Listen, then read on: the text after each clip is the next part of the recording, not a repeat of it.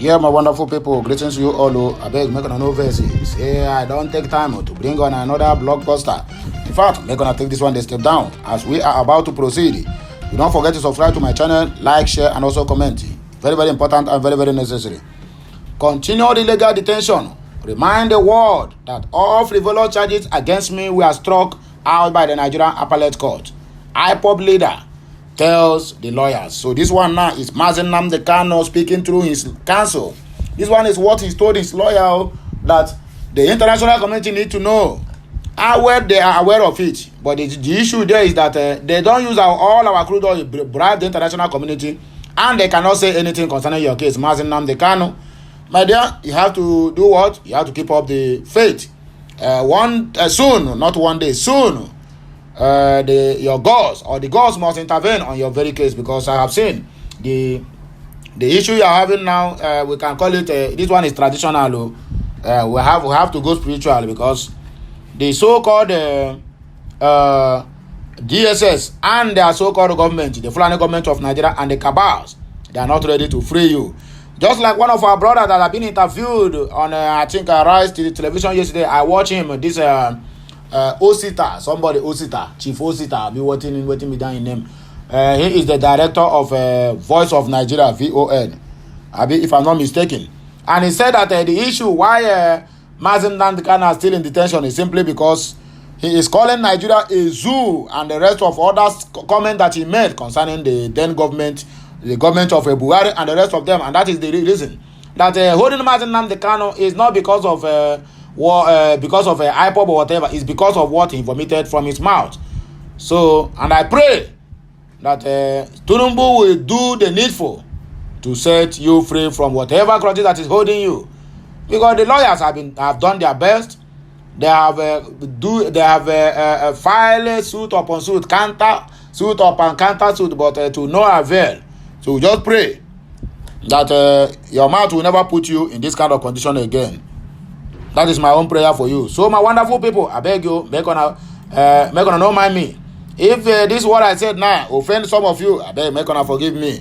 I know you committed a crime. The crime you committed is calling Buhari and Nigeria a zoo, and also saying that the Buhari have died long ago. But we see Buhari walking up and down in Daura, and that is the issue they say you committed, because every other 15 count charges that is the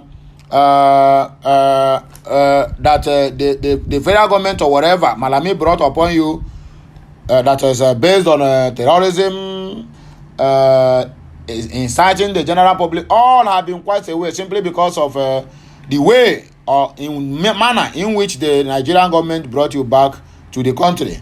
That extraordinary rendition have disqualified them from trying you in any court. So holding you down at this point in time is simply because it's, for me, I call it witch hunting. Anyway, let us proceed to see what Nnamdi Kanu is telling the general public and also the international community.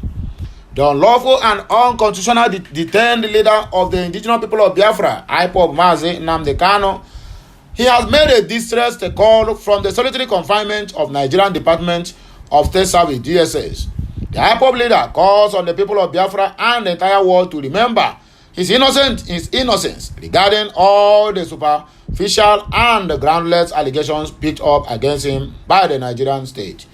This, he says, in accordance with the judgment declared by the Nigerian Appellate Court of competent jurisdiction on the 13th day of October in the year of 2022, which pronounced him guiltless, discharged, and at the same time acquitted. According to Barrister Ifeanyi Ejiofor, the lead counsel of IPOB, who delivered the Nnamdi Kanu's message on the 17th July of 2023 after the legal team visited him in the DSS solitary confinement, as contained in the lawyer's visit report. Let us read and understand. Onyendus instructed me to remind our people, and by extension the entire world, that number one, by the judgment of the Court of Appeal delivered on his appeal on the 13th day of October 2022, all the frivolous and unfounded charge and indictment preferred against him by the federal government of Nigeria or Fulani government of Nigeria were struck out and consequently died a natural death. Number 2, that they say the judgment has not been set aside by the Supreme Court till date. Number 3, that the subsequent unprecedented order of the same Court of Appeal staying the execution of the same judgment which freed him and directed for his unconditional release was not founded on any known law or judicial precedents. The thoughts remained unconstitutional, according to Mazi Nnamdi Kanu. Is part of his demands to the public. Number 4, that his present incarceration in solitary confinement in the custody of the DSS is unconstitutional, as it has no backing of any law or order of the court. Number 5, that the federal government of Nigeria should be prevailed upon to immediately allow the hearing of both our appeal against the unprecedented order of the Court of Appeal staying the execution of his judgment. In view of the injurious and unconstitutional character of the order, so that a date can be set down even during this vacation for the appeal to be had, the federal government of Nigeria should desist from thwarting the process incidental to the hearing of his said appeal. Then we have number 6 here. The federal government of Nigeria must immediately obey the judgment and order made by their own Court of Appeal and immediately release Onyendu unconditionally. Then the federal government of Nigeria and the SSS have continued to detain Onyendu Mazi Nnamdi Kanu in gross violation of court orders and judgment delivered by their own courts. As well, Sir Ejiofor likewise described how troubled the IPOB leader is over the reports on the destructive activities of some criminals in the southeast region. The IPOB leader is reported to have again disassociated himself from such individuals and wants that they be reminded the consequences of their demonic exercise. Under the hearing, Mazi Nnamdi Kanu, he come out again and say this, that he is not aware and part of any exercise being done in the east to thwart his freedom from the DSS camp. Onyendu was deeply worried about the heinous activities of charlatans who are unleashing havoc and mayhem on our own peaceful people in the southeast under the guise of unauthorized sit-at-home orders, for which Onyendu, for the often time, reiterated his strong rejection, disapproval, and condemnation of the activities of these obvious enemies of our land and of our own people. Onyendu Mazi Nnamdi reminded those behind these criminal activities that by their ill-conceived actions, they are speedily destroying the economy of the southeast. Make an hear him again from the horse's mouth. Mazi Nnamdi Kanu already stated it categorically that the economy of the southeast has been destroyed. But when I said it, people come to my comment section to ask me some frivolous and unprecedented questions, for which the federal government of Nigeria will be celebrating and applauding them, he said. The statement read in full. So let us see the statement of Onyendu Mazi Nnamdi Kanu. Update on today's visit to our indefatigable client, Onyendu Mazi Nnamdi Kanu, at the headquarters of the State Security Service, DSS, Abuja, where he is still being illegally and unconstitutionally detained in solitary confinement. We visit our indefatigable and formidable client, Onyendu Mazi Nnamdi Kanu, yesterday, being the 18th day in the month of July in the year of 2020 at the SSS headquarters, Abuja, where he is still being held illegally and unconstitutionally in solitary confinement. Onyendu was briefed on another landmark victory we recorded in the court today for one Ezigbote Nwachineke, who was discharged today by an Abuja Federal High Court pursuant to our application and submission after spending almost 3 hours in the correctional facility and consequently freed this morning. The details will be made public in due time. Also, update was provided to Onyendu on the ongoing preparation for an independent medical examination by his doctors, which information in respect thereto shall also remain private for now. According to Ifeanyi Ejiofor, Onyendu was deeply worried about the heinous activities of charlatans who are unleashing havoc and mayhem on our peaceful people in the southeast under the guise of unauthorized sit-at-home orders, for which Onyendu, for the often time, retreated his strong rejection, disapproval, and the condemnation of the activities of these obvious enemies of our people.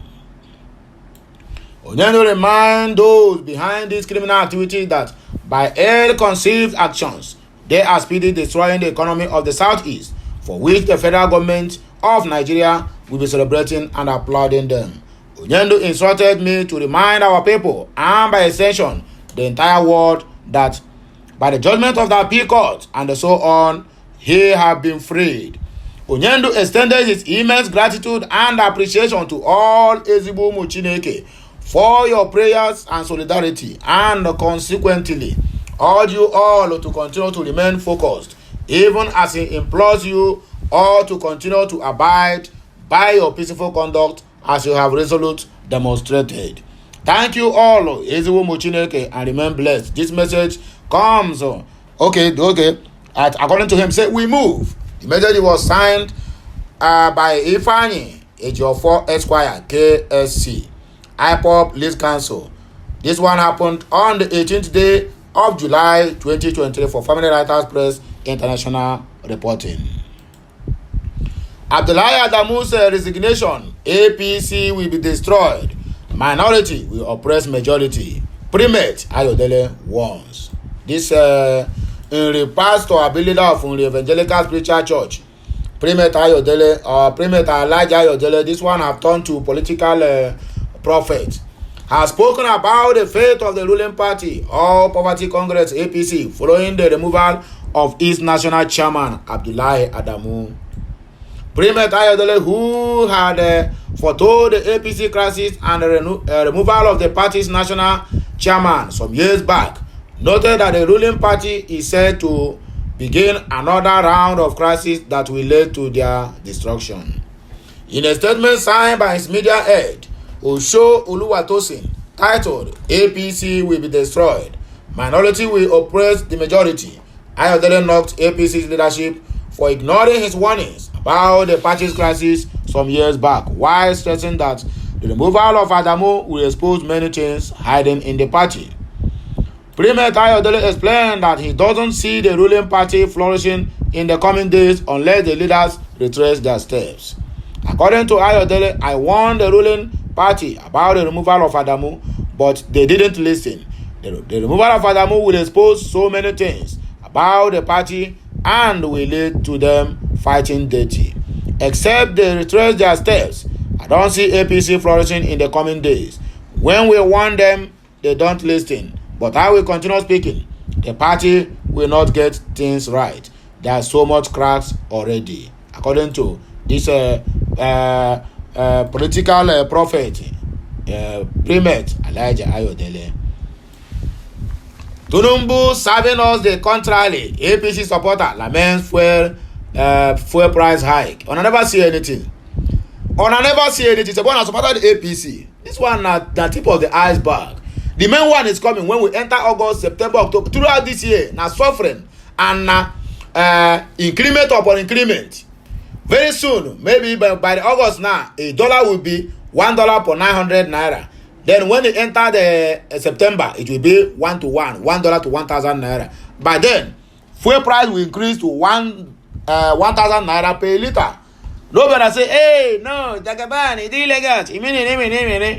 The APC that has spoiled the country, and the people you people are supporting.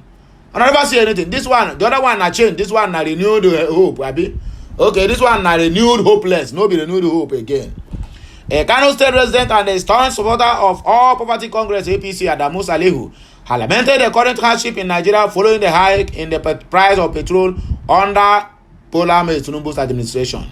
Nigeria report that the price of premium motor spirit (PMS), commonly known as a fuel or petrol, went up on Tuesday morning from 537 naira. They are managing, they are still contemplating whether it will go down or not later to 617 naira. Okay, as it is now, this one now from NNPC fuel price, or their own, this one now unofficial price.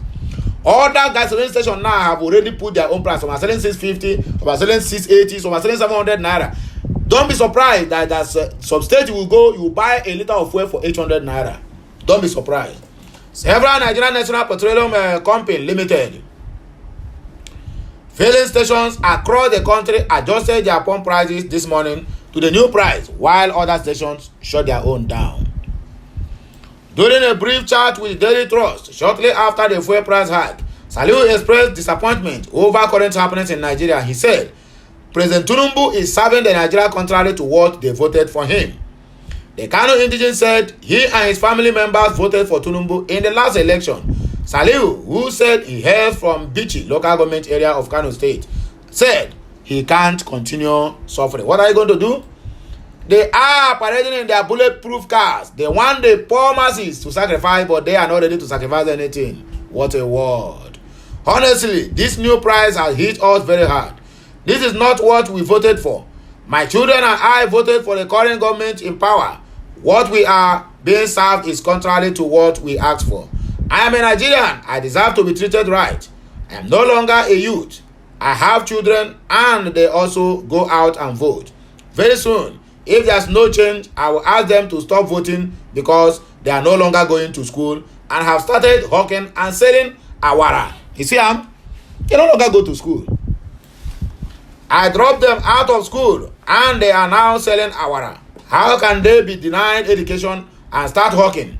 I have been in politics since the time of NRC and SDP.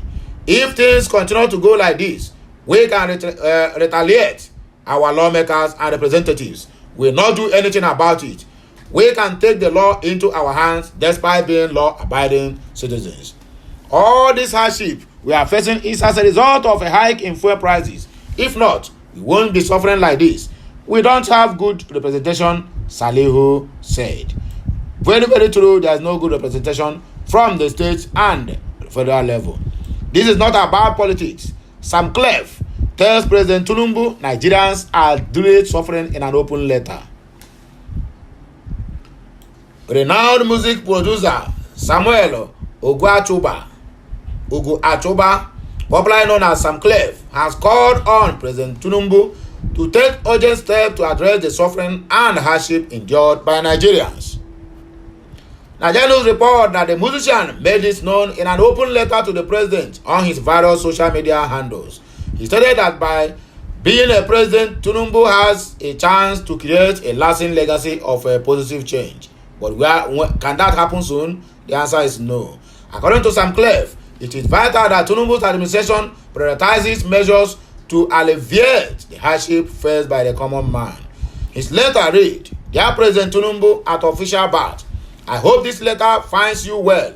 First and foremost, I would like to congratulate you once more, even if people thought I was pale when I posted you when you won the election.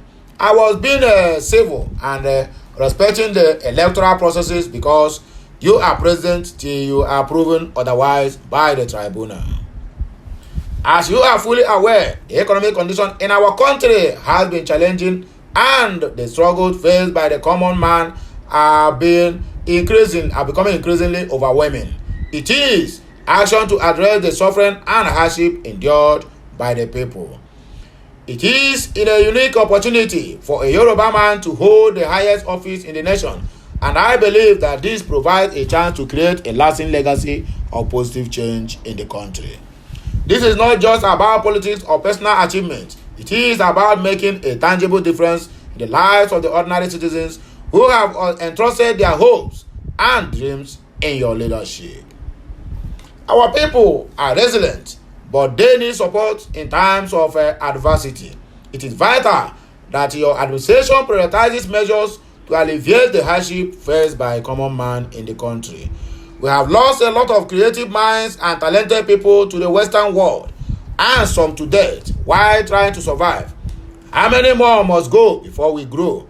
I implore you to seize this opportunity to make a difference, to be a leader who understands and emphasizes with the struggles of the common man, and to work tirelessly to build a brighter future for our nation. Together, we can overcome the challenges before us and build a prosperous and inclusive society.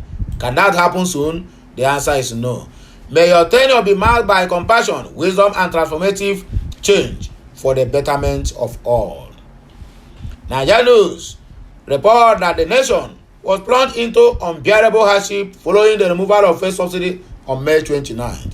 The removal of the fuel petrol subsidy has led to an increase in the cost of living on Nigerians, and we keep shouting day in, day out. Introduce heavy taxes so that businesses belonging to the likes of P2B can boom. Reno Mokili advises President Tinubu.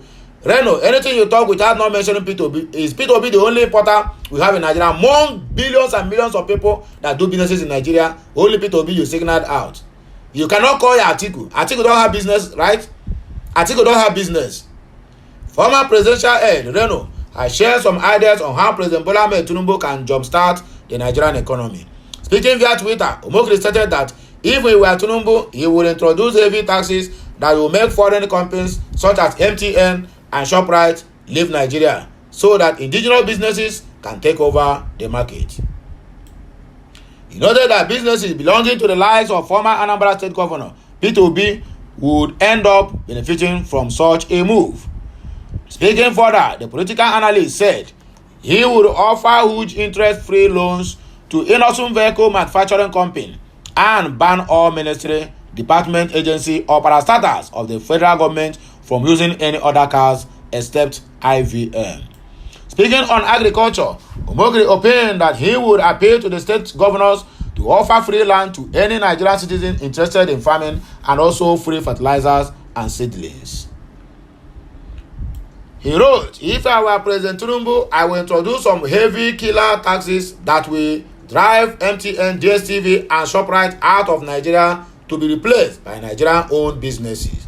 Someone like P2B can take over from the ShopRite with his next. Otumba Mike Adenuga can be supported to buy MTN Nigeria assets. And why must we watch DSTV? Let us watch Arise, Channels, etc. I will also invite APs to Aso Rock and ask them to consider being Nigeria's national carrier. They can remain private but must change their name to Nigeria APs. Once they agree, I will tax foreign airlines and give them a rebate, and within 4 years, they will overtake Ethiopian Airlines as Africa's biggest and most successful airline in the world.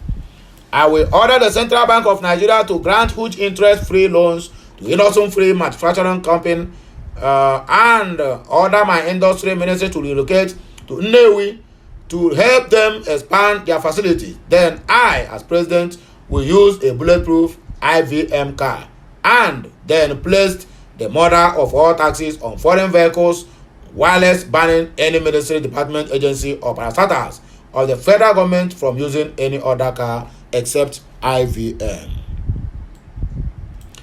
I was a presidential spokesperson with access to the president. We were given economic data that shows how vulnerable Nigeria is to so-called foreign investors.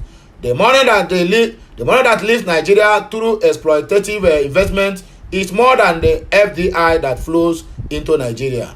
The problem we are having, the largest source of foreign exchange into Nigeria are Nigerians in diaspora, and to exchange them to send more money to Nigeria, I would suggest President Tinubu spearhead the initiative to give them the right to vote. Finally, I will convene a National Economic Council meeting to appeal to the 36 state governors to give free land to any Nigerian citizen resident in their state for the sole purpose of farming, whether small or large-scale agriculture. Once you start your farm and the Ministry of Agriculture inspects it, you get free seeds and seedlings of your choice, free fertilizers, along with a grant of 250,000 naira, which you will not need to prepay except you abandon your farm. If we take these steps and others, the value of our naira will skyrocket, and the federal government will immediately have the financial wherewithal to pay its workers a 75,000 naira monthly minimum wage. How can they do this when they all rely on foreign allies to decide on what happens in their own country? So shameful that this government and the past government have nothing to offer to the Nigerian people. They don't have any single initiatives. Even their so-called spokesperson and the numerous heads and committees that are setting up here and there, they have nothing, I repeat, nothing whatsoever to offer to the people. Why things are not working in Nigeria? This one is coming from the PDP chieftain. This one is Bode George, a former deputy national chairman of the People's Democratic Party PDP. Chief Bode George has said the country's 99 constitution is the main reason things are not working. According to the former military governor of Ondo State, the country's constitution, which is copied from the American constitution, needs to be changed because it will not take the country to the promised land. George stated this on Tuesday at an event which took place at the Function Suite Sheraton Hotel, Ikeja, Lagos. The PDP chieftain has added that the Nigerian constitution is military in setting and needed to be reviewed. Change it automatically if possible. He said, having served that long in the military, I can authoritatively confirm to you that the Nigerian constitution is absolutely military in setting. In the military, orders come from top to the bottom. But in a democratic dispensation, powers come from the people to the top. But we have copied the American constitution, and that is why things are not working. We must deceive ourselves if we think the constitution will take us to the promised land. Speaking further, the PDP chieftain also backed the idea of state policing, noting that it will be a very effective way of securing the country. Kiyamo, or you can call him Akpamo, reacts as CGN allegedly tells Tinubu APC to prepare for a rerun in the election. Former Minister of State for Labor and Employment, Festus Akpamo, has said, never imagined that the loss of the 2023 election could send opposition members tail-spinning into depression. Abi, wait to hear. Your principal now, they done the beg with his running mate. He said, instead of waiting calmly for the judiciary to perform its constitutional role in the electoral processes, opposition members have resorted in conjuring all kinds of conspiracy theories and wired interpretations. Akpamo was reacting to a report that the Chief Magistrate or Chief Justice of Nigeria, Olukayode Ariwola, has allegedly informed President Bola Ahmed Tinubu and all Poverty Congress to prepare for a rerun of election. The report shared by the strategic communications expert Jackson Ude also alleged that the CGN's private phone conversation with Tinubu, the Director General of the Department of State Service DSA Yusuf Bichi, and two other justices of the Supreme Court had been leaked to the United States authorities. The post added that the leakage of the conversations had resulted in two additional Apex Court justices being banned from entering the United States. But according to Akpamo, it appears the opposition members are losing their minds and have failed to respect the sanctity of the judiciary and regroup for future elections. He wrote, instead of waiting calmly for the judiciary to perform its constitutional role and other things, they do what? They keep on manipulating. According to him, I am sorry to note that it appears they are losing their minds. I never imagined just one lose in an election could send some characters tail-spinning into depression. Be rest assured that now you and your cohorts will enter into depression when the court decides. As opposition members, we lost several elections, but instead of engaging in these inanities, what we did was to respect the sanctity of the judiciary and go and to regroup for future elections. That was a mentality of artificial birth as leader of the opposition, and today he is president. However, with the way these characters are going, trying to destroy every institution of the state in their wake, it will be a long night for them, according to Festus Akpamo. We have the last here, but not the least. President Tinubu, he don't come out and admit that he have a Guinean passport, but he said the citizen became invalid when my passport expired in 2020. Even if your passport expired, my dear, it still remains your passport. You can wake up tomorrow and go and renew the passport. So that one does not mean you have never tendered any kind of letter and let the country know that I am no longer want to be a citizen of Guinea-Bissau. I don't know. Nigeria's president, Bola Tinubu, said that his Guinean citizenship automatically became invalid when his passport being paraded on the internet by Labour Party expired on 2020.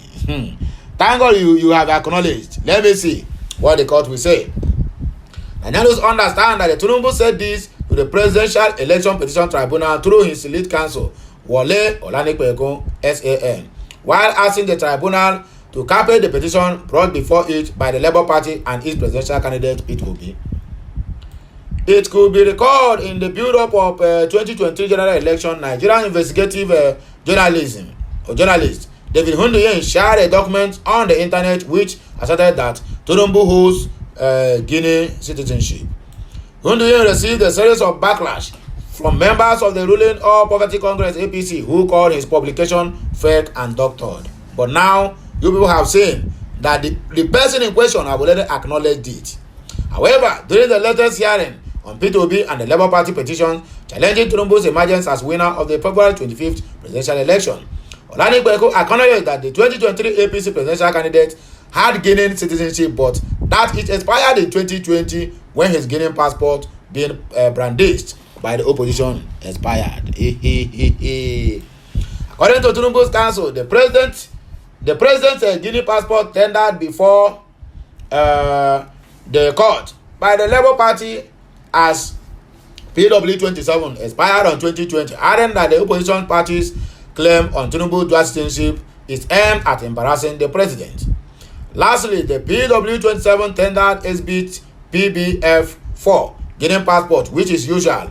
He claimed to have downloaded from the internet, purportedly representing the data pages of the respondent's Guinea passport, which ex face shows that the passport expired in 2020. It is all a guesswork aimed at embarrassing the respondent. Sarah reporters quoted Tinubu's legal counsel to have said at the tribunal. So my wonderful people, my viewers and subscribers, now here we go take back our kaya and make on a no say any eye where they cry they see. And I see 2019 when President what did they call him say when President Buhari said thank you for giving me another additional 4 years. You know what happened? He used fuel increment to welcome the Nigerian people who he claimed gave him a mandate of another additional 4 years. So now, this one again, now the same APCO, from 195 that we made the fuel when they take over, it climbed, skyrocketed 300% to 530 something naira per liter. Now they have seen that Nigerians are not complaining. They added because they like to hear the groans and pains of Nigerians. That is why they keep doing this almost all the time. Anyway, this is where I will stop. Make gonna do what? Make gonna continue today. Enjoy this news. Make it share, like, comment, and also do what? Make sure you subscribe to my channel. All the very, very important and very, very necessary. Until I come your way again, I still remain your one and the only Okute Daily Talk. Bye for now, my wonderful people. Kemesiano.